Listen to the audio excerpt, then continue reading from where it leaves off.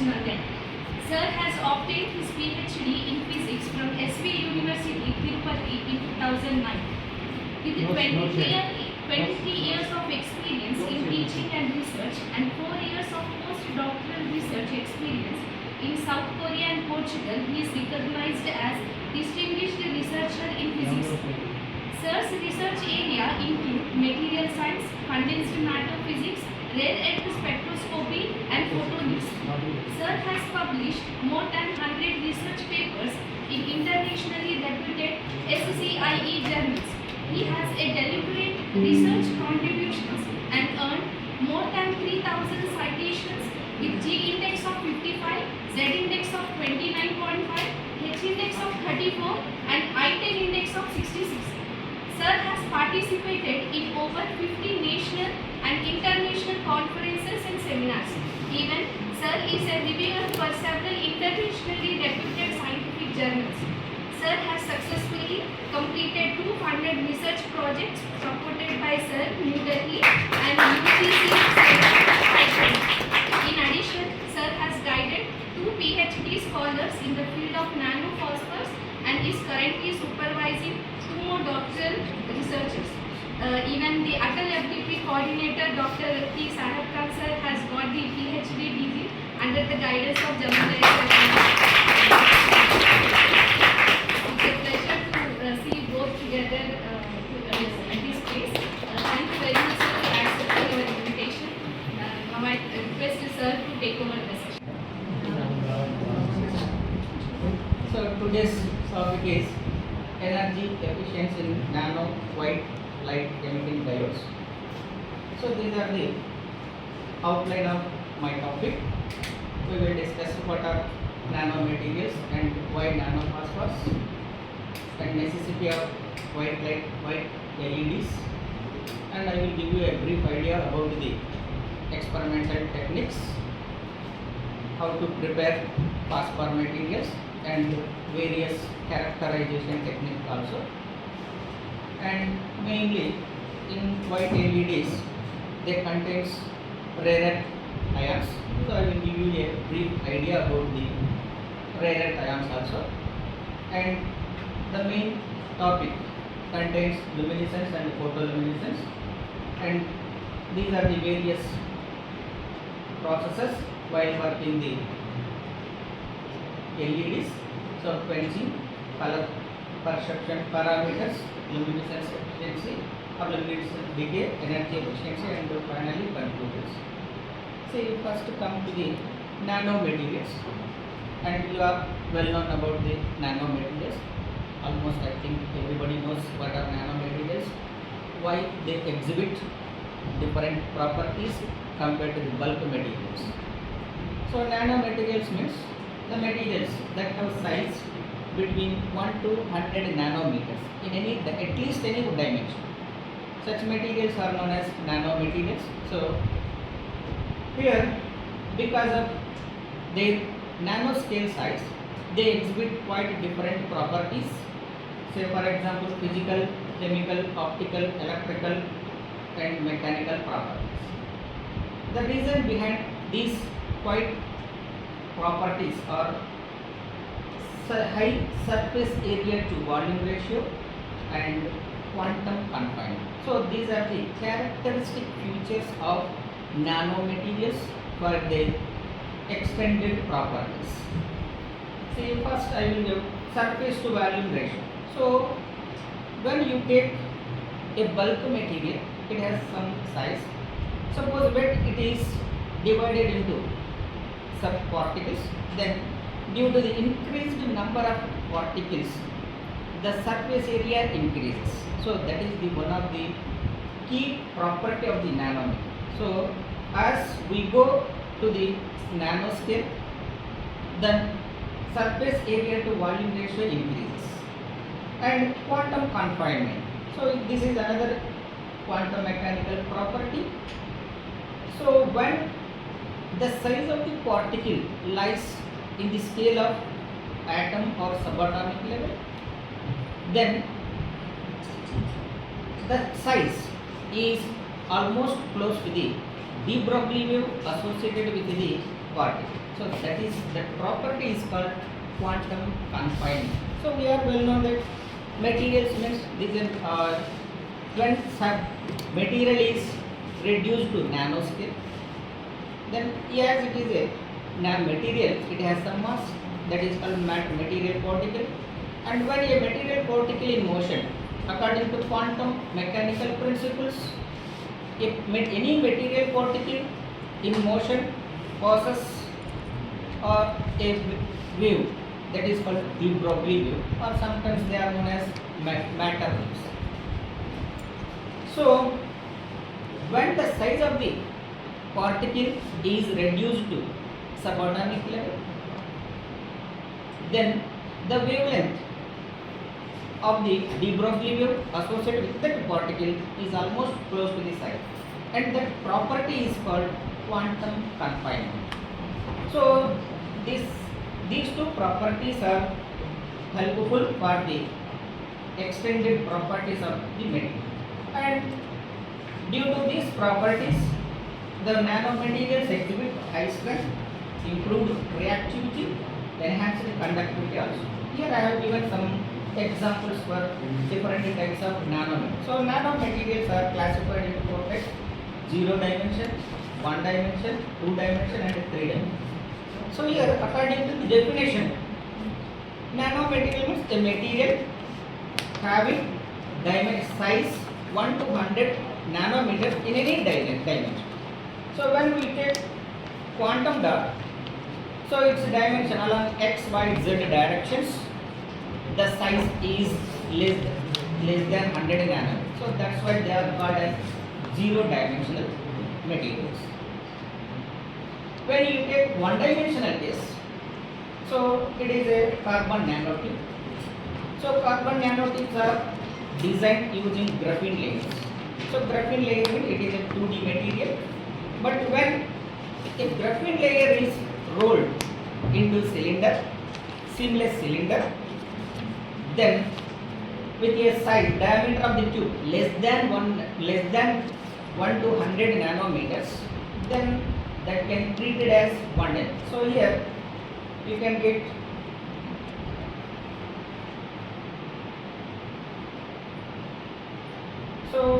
when a graphene layer is rolled into cylinder tube or tube with a seamless tube, then though the size is lies in some microns, but the diameter of the tube lies in the range of 1 to 100. That's why carbon nanotubes are treated as 1-dimensional materials.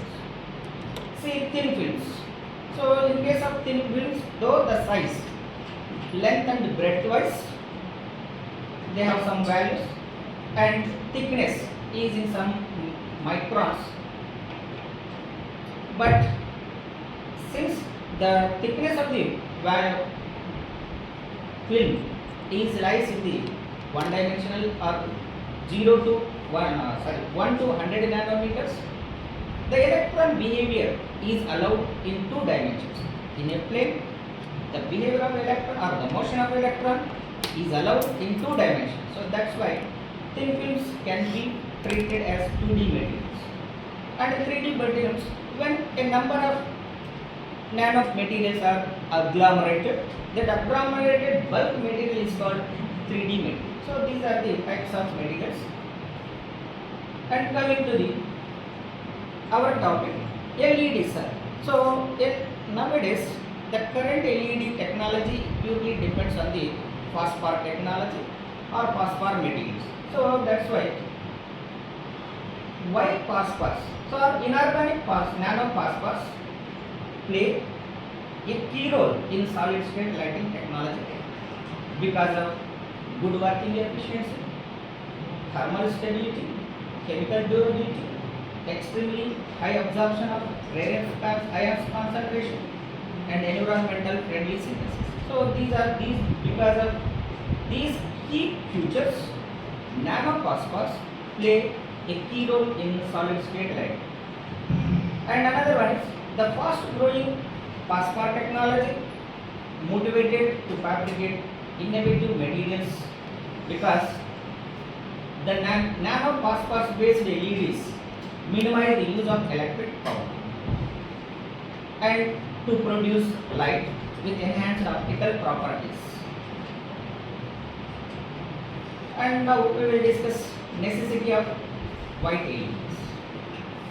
So, since few decades, research on LEDs has become more significant due to the fabulous properties like high brightness, high luminescence efficiency, non-toxic behavior, low energy consumption, relatively long life, stable luminous output, and eco-friendly behavior. So here I have shown the incandescent lamp and white LED. So you can distinguish how the light intensity of the emitted light from the incandescent lamp and the white LED. See, you can get, so white LED, this is maybe phosphor based LED. So how the intense the emitted light. So here I have given for idea, I have given a comparison between different bulbs.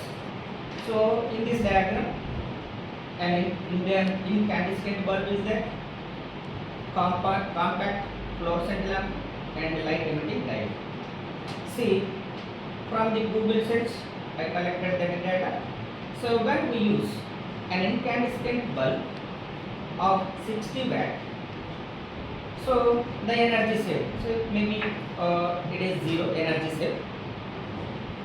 When we use 15 watt CFL lamp instead of incandescent lamp, we can save up to 75% of energy. Or when we use 12 watt LED, phosphor based LED, we can save 75 to 100% energy.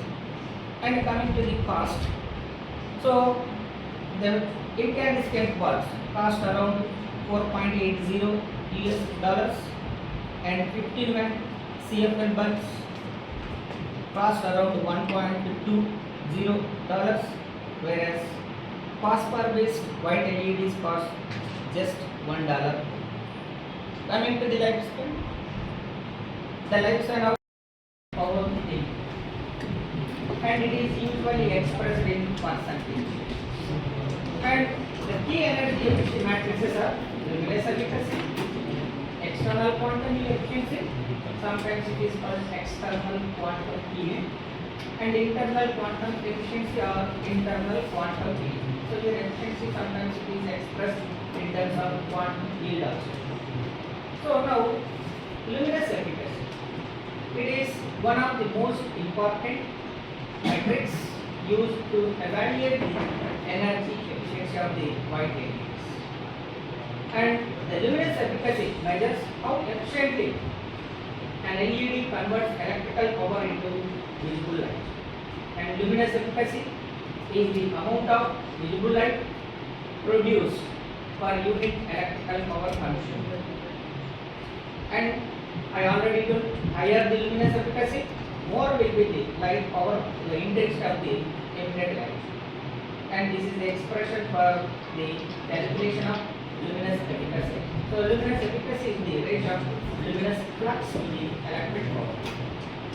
And coming to the important facts, the luminous efficacy reduces energy consumption, and it helps to operate the LEDs at lower cost.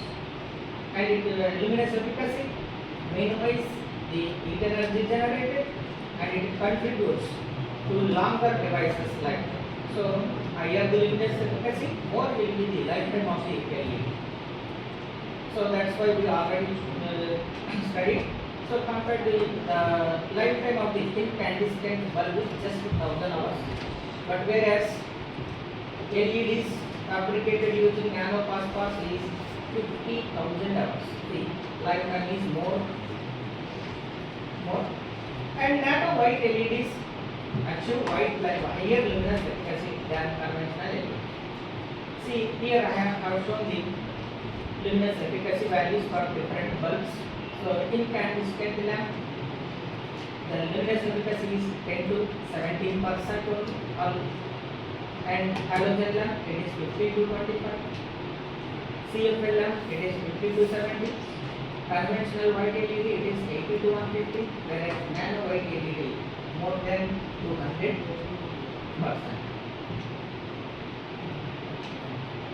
And here I have given one simple calculation. See, a nano white LED which produce 1800 unit visible light by consuming 12 volt electric current. So the luminous efficacy is 150 lumen per watt. So the luminous efficacy of the bulb is 150 lumen per watt. So with a LED of just 12 volt, so we can get high intense light of 150 lumen per watt luminous efficacy.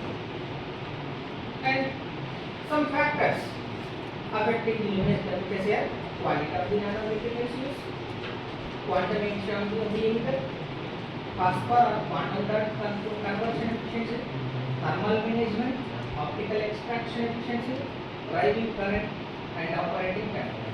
So I already told you thermal temperature, thermal stability is also more in selecting a phosphor material to fabricate white LEDs. And thermal stability can be known by studying the temperature dependent luminescence. And the external quantum yield or external quantum efficiency. In LED technology, the external quantum yield is a key parameter used to evaluate the performance of white LEDs, and it measures how efficiently the device converts injected electrons, or that is injected electric current, into emitted light photons. Oxides or fluorides are used, but when we want to use fluorides, we have to change some conditions. So we have to manipulate some synthesis conditions. But generally, in solid state reaction method, oxide materials are used. See, first of all, different compositions. So there should be high pure.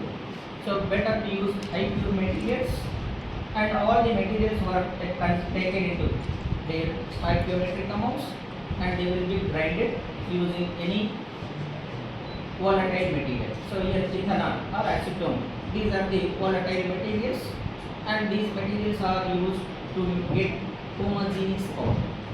So the individual materials should be grinded, and they are stoichiometric ratio in the presence of acetone.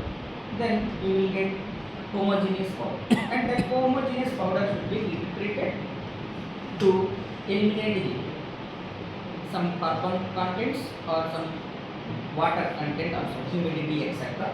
So while grinding, automatically some humidity will present inside the material. So to eliminate the humidity and some carbon compounds, we have to heat treat the material, and after heat treating, we have to sinter the material part. So after sintering, we will get final product.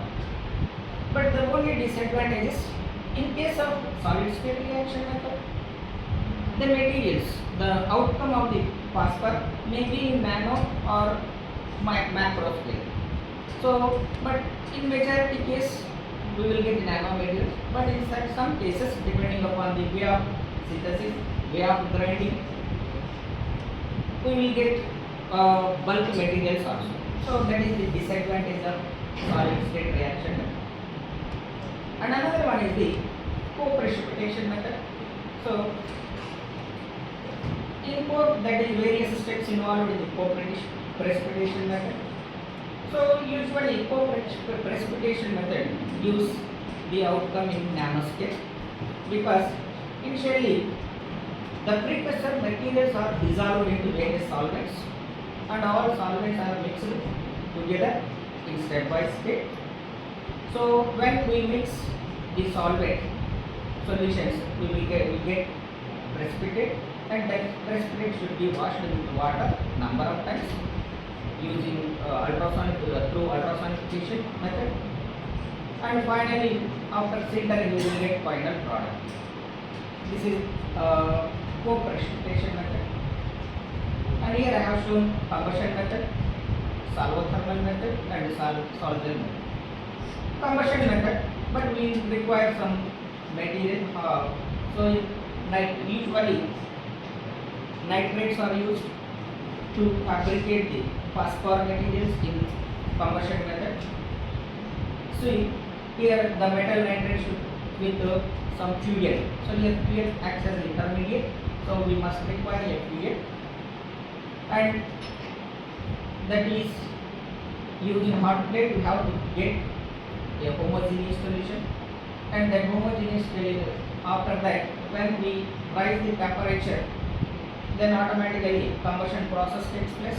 After completing the combustion process, we get a bulky foaming and a bulk black material, and that black material should be treated, and after heat treatment we have to sinter the metal. Finally we get the outcome like this.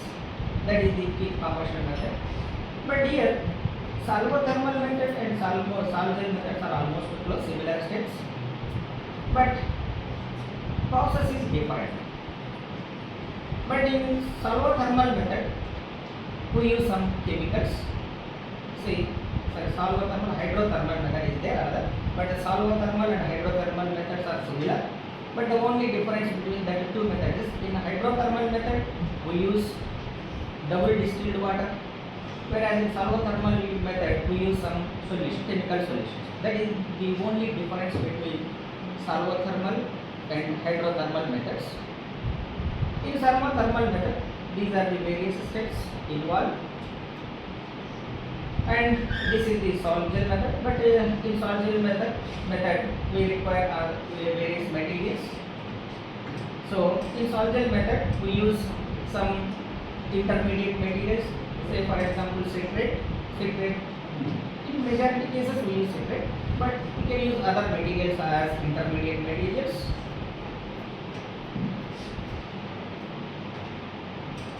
And these are the structural analysis. So once you fabricate the material should be characterized through various processes. See, these are the various structural characterizations. These are the structural characterizations. See, powder XRD. In powder XRD, we get some idea about the structure, but powder X-ray diffractometry does not confirm the actual phase of the material. So to confirm the phase of the material from the powder XRD technique, we should apply Rate-Weld refinement technique. So Rate-Weld refinement technique has been used to confirm the phase of the material. Suppose if impurities are present, then some impurities will not be identified through powder XRD. They will be hidden. So that hidden impurity phases will not be identified through powder XRD. So that's why nowadays most of the researchers are following Rate-Weld refinement method. So in Rate-Weld refinement method there are some reliable parameters. I have not shown the reliable parameters. That reliable parameters are very important. So that reliable parameters within the scale will confirm the structure of the material. And using powder XRD, you can find the size of the crystallites, whether they are in nanoscale or not. So in powder XRD method, the general method is Debye-Scherrer method. Debye-Scherrer method using the formula 0.89 lambda by beta. But here 0.89 it is not, it varies depending upon the structure. For spherical, cylindrical, different materials that constant will vary. But in case of in general, most of the researchers will use that constant, but the variation is very less. It varies from 0.89 0.90. That's all between these two. So general formula for the determination of size of the particle is that one 0.89 lambda by beta plus. So, but that confirmation is not sufficient. So to confirm the phase of the material, we have to find the size using Hall-Williams approach. In a Hall-Williams approach, the formula is beta cos theta by lambda, that equal to k by d.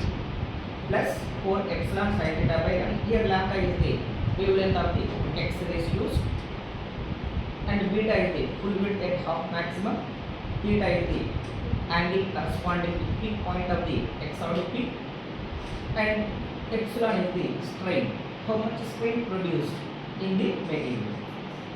So using the XOD data, if you plot by using this value, if you plot a graph taking sin theta by lambda on x-axis, cos lambda beta cos lambda on y-axis, and by linear fitting, we will get this size. See, the slope of the value is 0.034, but reciprocal of the slope gives the size of the part. So like that, that is the one of the confirmation for this size. So there are two approaches to identify to confirm the size of the material. So one is directly from XRD, we use Debye-Scherrer method, or by Hall-Williamson approach.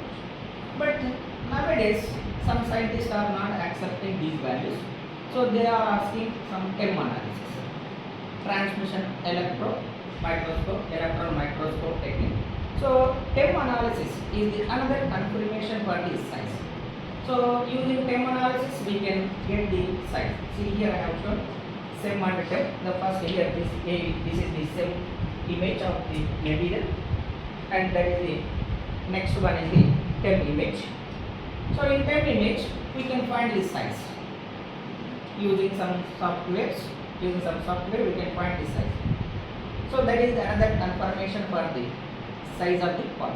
So to confirm the nano size, we have to find the size through Debye-Scherrer, Hall-Williamson, and TEM analysis. These are the three methods to confirm the nano.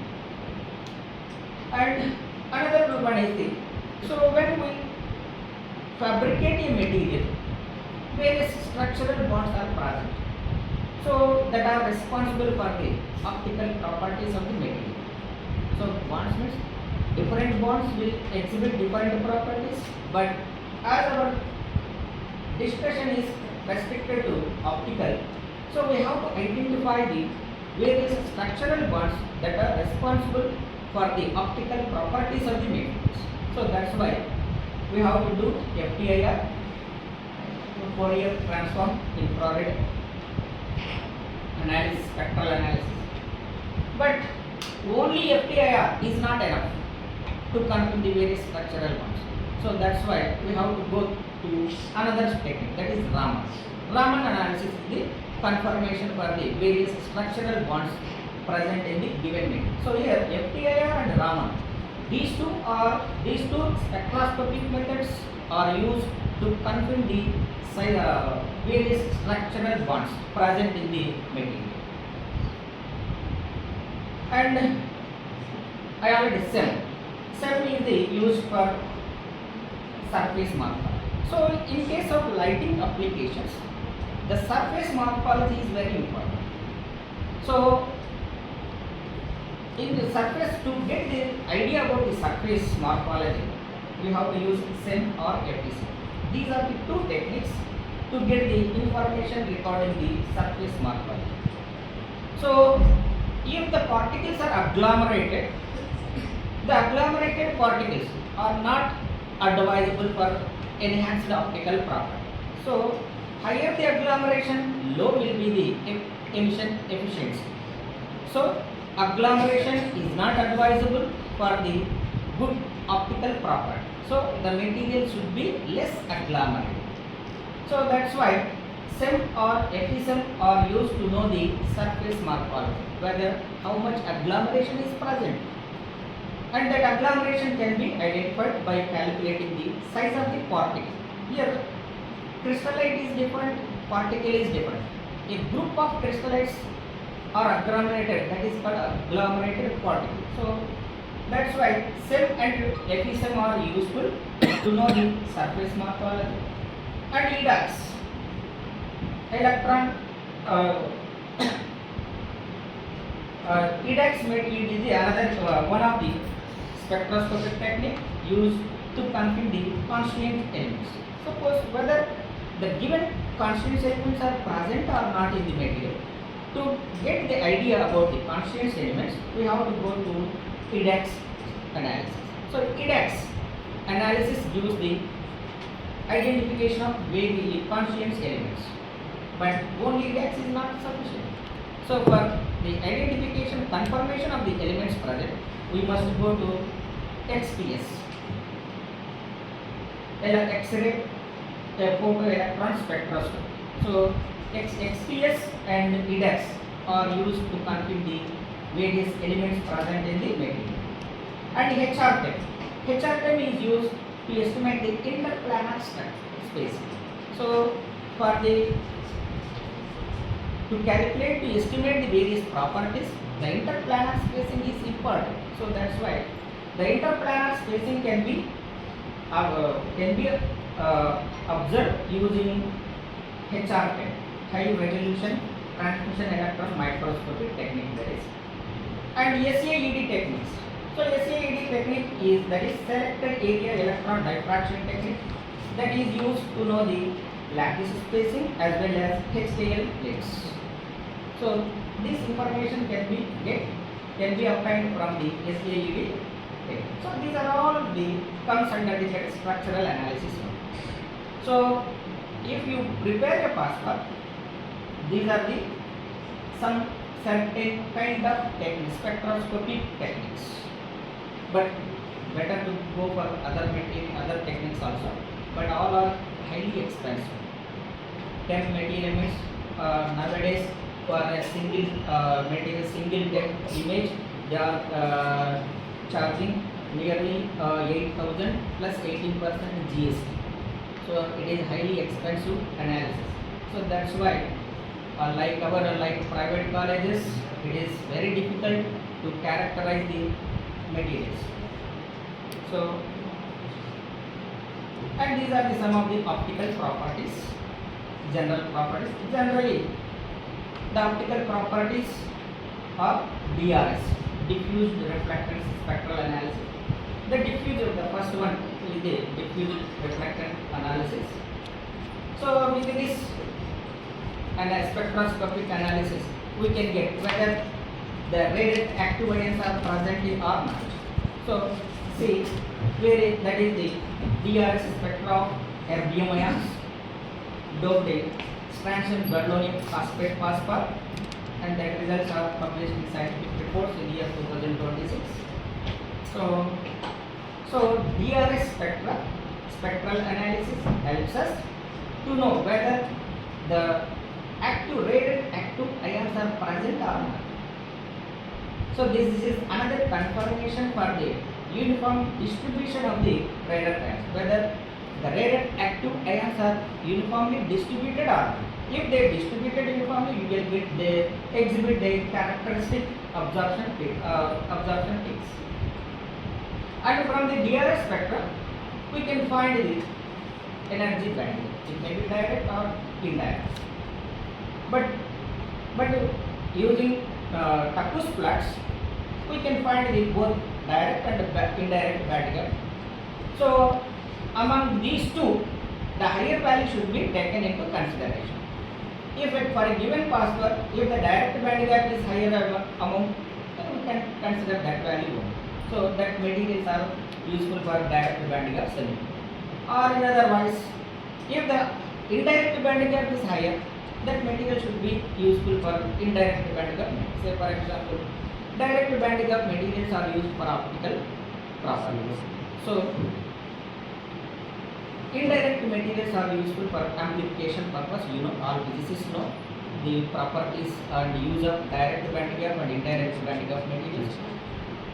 So like using Tackus plots, we can find the both direct and indirect band gap values. And that is the absorption spectra. So absorption spectra is very, very important. So from the absorption spectral analysis, we can get the excited wavelength. So to which excitation the material produce highest or high efficiency emission. So because of that reason, the excitation spectral analysis is very, very important. So usually radiant ions exhibit the characteristic excitation bands in the range 300 above. But in the diagram, a broad band is observed in the range 200 to 225 range nanometers range, and that belongs to, that is usually known as charge transfer band. So that charge transfer band corresponds to the transition from oxygen present in the material to the rare earth element. So that is the use of charge band. But when sometimes we can, some materials will produce high efficient light by with the excitation of charge transfer band, or in that case, compared to the charge transfer band, the rare earth emission, the emission of the erbium, it is corresponding to 4G 11/2 transition, which is observed nearly at 370 nanometers. So since the intensity of that band is high compared to the charge transfer band, so that wavelength, that is 370, around say 376 wavelength, is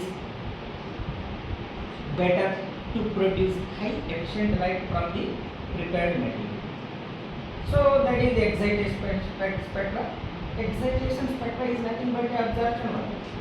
So excitation spectra can be obtained by monitoring controlling the emission. And here it is the emission spectra in visible region upon 540 nanometer excitation, upon 376 nanometer excitation. So this is the, when we excite with UV light, we are getting high intense green emission. So erbium ions are preferable for green emission in visible light, but they are also preferable to emit NIR region 1.5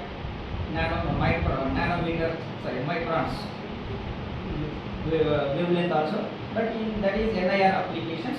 But in visible region, usually erbium ions exhibit green light. But erbium ions are capable of producing visible light under up conversion method also. So, but these are the down conversion techniques. So there is a difference between down conversion and up conversion. So in case of down conversion, by giving high amount of energy, we will get low energy. That process is called down conversion. See, while 376 nanometer is the excitation wavelength, the energy corresponding to this is very high, but we are getting 548 emission. So the energy corresponding to the 548 nanometer is less compared to the excitation energy. So when we excite the material with high energy photons, we will get less energy photons. That process is called down conversion process. But in up conversion process, by using less energy photons, that is NIR photons, we will get visible photons, that is high energy photons. So that is the difference between up conversion and down conversion processes. And another technique is decay, luminescence decay. Here, in case of emission technique, usually the intensity of the emitted light goes on increase with increase of concentration, and it reaches to maximum, and beyond certain limit the emission gets reduced. That phenomena is called concentration quenching, or sometimes it is also known as luminescence quenching. See in this figure, so this is the concentration versus intensity graph. So here, as the concentration increases, the emission intensity of the emitted light increases up to 1 mole percent of the erbium concentration. Beyond 1 mole percent, so there is a reduction in the intensity of the emitted light. So that process is called luminescence quenching. And luminescence quenching can also be observed in decay also. So in the decay also, when the concentration of the impurities, rare earth active ions is less, so there is no transfer of energy among the active ions. So when the concentration is increased, then concentration of the active ions increased, the efficiency of the outcome gets reduced. So with the concentration quenching, we get some non-exponential. So the concentration quenching phenomena is also observed in decay. So at higher concentrations, we observe some non-exponentiality in the decay. So the presence of non-exponentiality is the measure of luminescence quenching. So these are the basic optical characteristics. So for optical characterizations, we must go for DRS, photoluminescence excitation, photoluminescence emission, and there is another one, thermal temperature dependent luminescence also. Because while working, the temperature of the LED may go beyond 150 degrees centigrade. So that's why the temperature dependent luminescence is also helpful to know the how thermal stability of the material required. So the temperature, here I have not shown the temperature dependent emission properties. So temperature dependent luminescence is also key characterization to select a material for the synthesis of LEDs. So from that analysis we can get how much temperature will be covered by the material prepared. So these are the various optical characterizations. So now we will get some brief idea about the rare earths. So rare earths, these are also known as lanthanides, and they belong to F block. From a distinct group of elements, they are usually displayed at the bottom of the periodic table. Chemistry people are well known about it. And why rare earth ions are preferable? So in some cases we can use D block elements. D block elements are also exhibit some colors, but the color emitted by the rare earth ions is better than the D block elements. Why they exhibit good colors? That is because of the various spectroscopic characteristic properties. Rare earth ions exhibit multiple colors. So that is mainly due to the overlapping of 5s and 5d orbitals with the 4s orbitals. So the rare earth ions exhibit interesting optical, conductive and magnetic properties when alloyed, though they are in very small concentration. So all these features are possible because of the 5d, 6s, 6d orbitals with 4f n configuration. And shielding of 5s and 5p orbitals with 4f orbitals results a sharp emission spectral features in the image. See, here we can get. So this curve indicates the 4f orbital, and these two belongs to 5s and 5. So here this is the shielded region. So this shielding region is responsible for the characteristic colors emitted by the rare earth ions. And this shielding is demonstrated graphically here. And 4f to 4f 5d interconfigurational transition have been influenced more by those. So here there are two types of different emission transitions in rare earth ions. One are the 4f to 4f 5d interconfiguration and 4f to 4f intra-configuration. These two, but compared to the interconfigurational transition intensity, the intra-configurational intensity is very much higher. So that's why most of the rare earth ions exhibit the colors through in 4f intra-configurational transitions only, because they are less influenced by the host layers. Whereas interconfigurational transition are very sensitive to the host.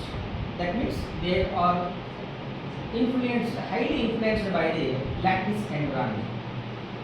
And when rare earth ions occupy the sites of the host lattice, the energy takes split into numerous star levels. See, because due to the total angular momentum and crystal field of the because of these two regions, crystal field is splitting. Star levels are splitting text. So here in that case I have shown the stark splitting of the various energy levels. and different forms of splitting of energy states of direct ion, such as electrostatic or Coulombic splitting, spin orbit splitting, and crystal field or lattice ions. These are the different types of star splittings in the rare earth ions. And these are the characteristic emissions of the various rare earth ions. So in case of prasodium ion, that is Pr3 plus, but prasodium ion exhibit multiple colors, blue, green, red. It exhibits all the three colors. But here I have shown only red. But it is capable of producing blue in some crystal field environment. It is capable of producing yellow also. But this prasodium is preferable to get red. But it may produce blue light also. And samarium is capable of producing orange light. Usually it is used for orange red emission. And europium, it is a characteristic europium ion for red color. But most of the papers, when you search the literature, most of the researchers work on europium ion, because europium ion is used as a probe for spectroscopic analysis for structural properties. So most of the research work has been done on europium ion, but europium ion is capable of producing red emission. And terbium, it is known for green emission.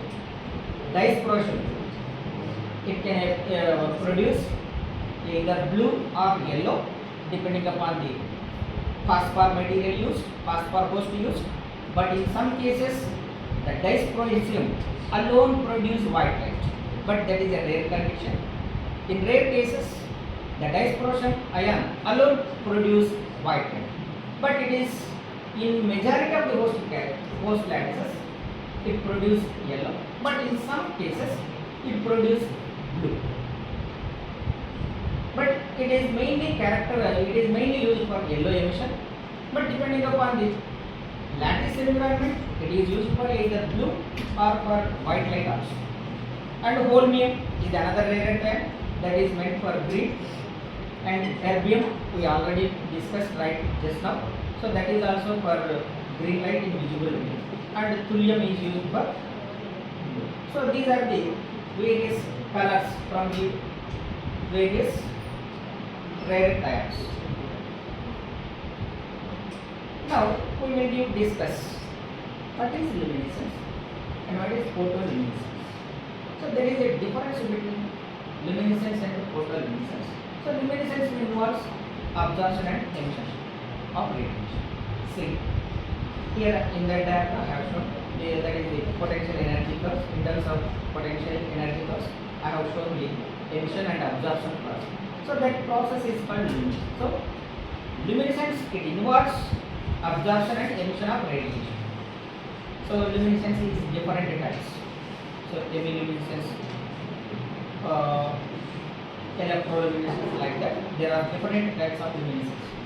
But luminescence is the phenomenon of emission of light of specific wavelength by absorbing suitable light. Based on the process of excitation, there are different kinds of luminescence. Photoluminescence, it is purely by exciting with the photons. Thermoluminescence, the excitation source is heat energy. Electroluminescence, so the excitation source is electric current or electrons.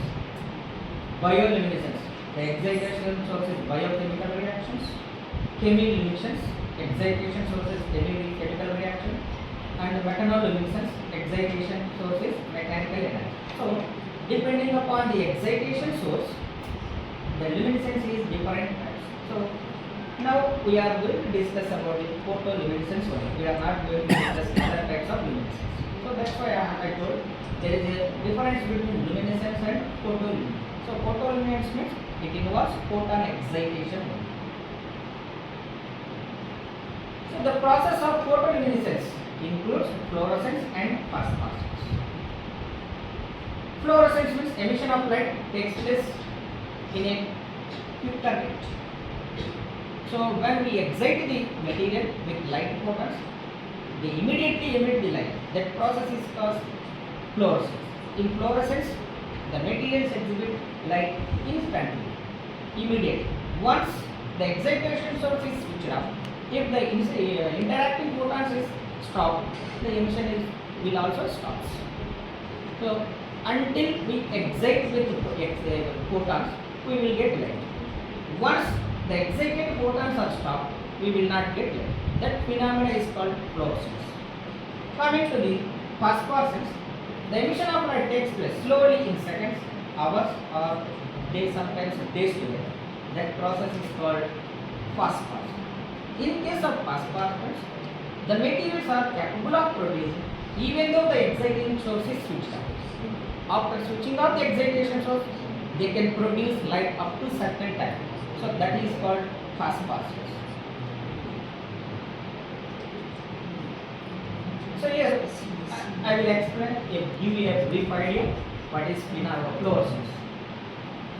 The phenomena in which light is generated from luminescent material when illuminated with suitable radiation. See here a luminescent material, that is maybe phosphor. Imagine when a phosphor material is incident with the light photons, then we will get different lights. So the emission of light by exciting with the external photons, that is the process involved in the photoluminescence. But here the photoluminescence is of two types. So direct process of excitation or indirect process of excitation. So in case of indirect process of excitation, so the first one is direct process. When the interacting photons directly excite the rare active ions producing light. So that is called direct excitation. In case of indirect excitation, the incoming photons have been absorbed by the sensitizers. So usually the indirect process of excitation has been used in case of multi-doped ions. So for example, especially in upconversion. So indirect process of excitation has been used in upconversion process. So in this case, the incoming photons are absorbed by the sensitizers, and the sensitizers stimulate the activators at ground layer state by transferring their energy. See, you can get some idea about that. So initially, this is the incident. A is the activating layer. So incident photon, it interacts with the activate or sensitizer, and that sensitizer transfer the energy. Sorry, B, that is this is the direct excitation phenomenon. This is indirect excitation. So it's indirect. The incident photon interact with the sensitizer ion. This sensitizer absorbs these photons and it transfers their energy to the activator. And by absorbing the photons from sensitizer, the activator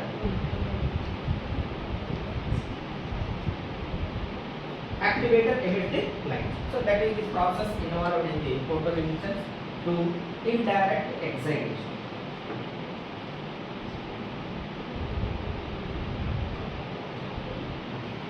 And this is the concentration quenching. I already explained.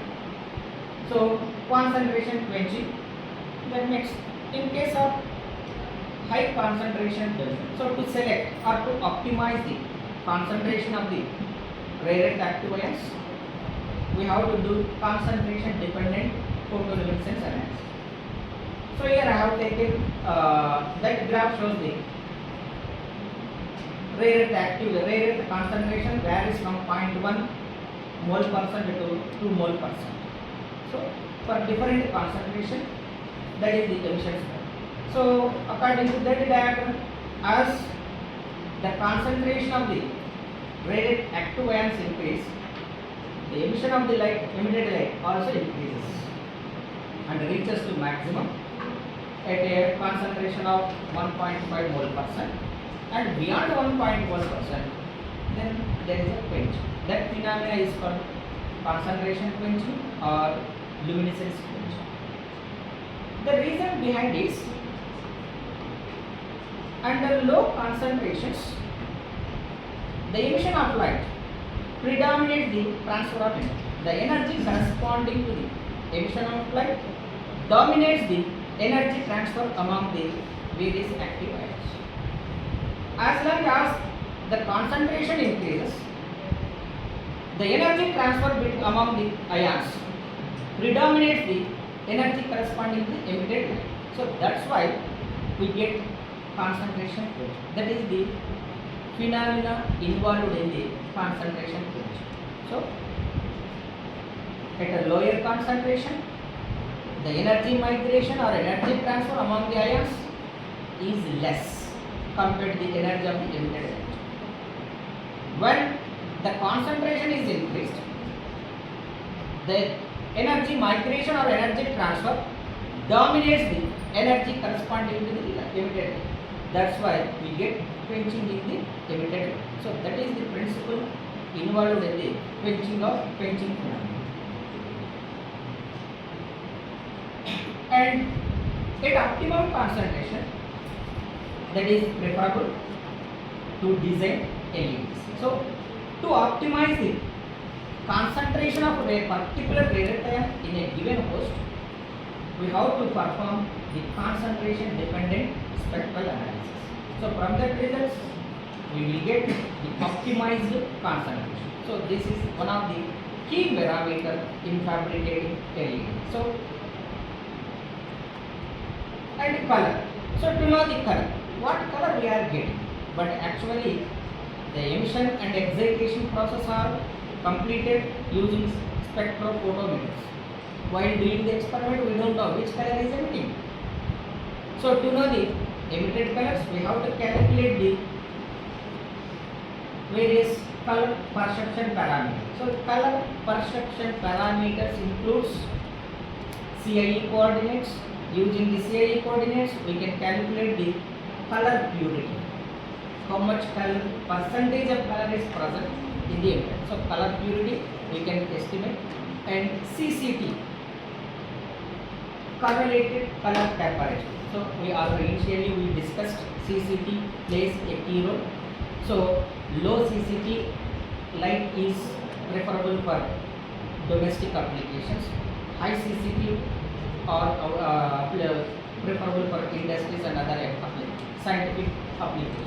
So to estimate the CCT value, we have to calculate the color perception parameter, that is CIE coordinate. So these are the various theoretical theory behind the calculation of CIE coordinates. I am not going to explain all these steps. And luminescence decay also I already told you. To get the information regarding the energy transfer. So I already told you why luminescence quenching takes place. So luminescence quenching in luminescence is basically due to the transfer of energy among the ions or radioactive ions or host ions. So what type of this energy transfer is of different types. So to know the what type of energy transfer takes place among the excited ions. So here excited transfer means it may take place through exchange process or dipole-dipole interaction process or dipole-quadrupole or quadrupole-quadrupole. So the exchange of energy transfer among the radiated ions takes place in two different processes. One is the exchange process and second one is the multipolar process. The multipolar process again includes three different types: dipole-dipole interaction, dipole-quadrupole interaction, quadrupole-quadrupole interaction. So to confirm through which process the energy transfer takes place among the radiated ions at higher concentration, we use decay analysis. So luminescence decay helps us to know the type of energy transfer process. So if at lower concentrations, I already told you, at lower when the concentration of the radioactive ions is very less, the energy corresponding to the energy transfer is less compared to the energy corresponding to the emitted energy. So the transfer of energy is almost absent at very low concentration. That's why the decay of emitted light is almost exponential. So that is exponential. It shows exponential behavior. That is black hole. But when there exists some energy transfer among various ions, then non-exponential. So the presence of non-exponentiality. See how the non-exponentiality increase. So the presence of non-exponentiality in decay curve is the measure of energy increase of energy transfer. And the energy transfer can be, the non-exponentiality can be analyzed using these equations. So first equation corresponds to exponential behavior. The second equation corresponds to non-exponential. But in case of phosphorus, to know the non-exponentiality we use this equation. But whereas in other solid state luminous material like glassy materials, we use another methods. There are different techniques for different materials. But in generally, in case of phosphorus, we use this condition. And tau is the lifetime. So using that equation, we can calculate the lifetime of the graded times. Once you know the lifetime, then you can estimate the various energy efficiency parameters. So to calculate the energy efficiency parameters, we must know the knowledge of lifetime. So that's why to estimate the energy efficiency parameters, the calculation of lifetime is essential. See here I have shown non-radiative transitions. A transition process in which an electron ion reaches the ground level without emission. Emission of photons is referred as non-radiative. So in that diagram, the red transitions. So the transitions represent the red color are non-radiative. So when transition takes place from higher energy level to lower energy level, sometimes no photon will emit. So that is called non-radiative transition. And non-radiative transitions are of different types: multi-phonon relaxation. We will discuss this each and every one. So non-radiative transition includes multi-phonon, resonant transfer, and other types, photon-assisted non-radiative transfer, etc. So coming to the multi-phonon relaxation. So the multi-phonon relaxation takes place between the energy states of atoms or ions of host matrix through multiple photons. See here, this is the case of multi-phonon. So from here to here one photon required, but it is not emitted, but it requires one photon. So this process calls multi-phonon emission. So the multi-phonon energy governs the least number of photons required for multi-phonon transition between two energy states with a given difference in excitation energy. So there is a more probability to have very strong multi-phonon relaxations in a medium of high phonon energy. So the phonon energy here, we got another phonon energy of the medium. So I already told you, to know the various structural bonds that are responsible for the optical properties, we must use AICTE-ATAL or Raman. But the Raman analysis gives an idea about the phonon energy. So for efficient luminescence, the material should have less phonon energy. So that is the higher the phonon energy, more will be the multi-phonon relaxations. So that is the difference. That's why the material fabricated should have low phonon energy. And energy transfer. So energy transfer takes place through different processes: resonant energy transfer, phonon assisted transfer, and cross relaxation energy transfer. Whereas LED is 50,000. So this comparison gives how useful the phosphor is really.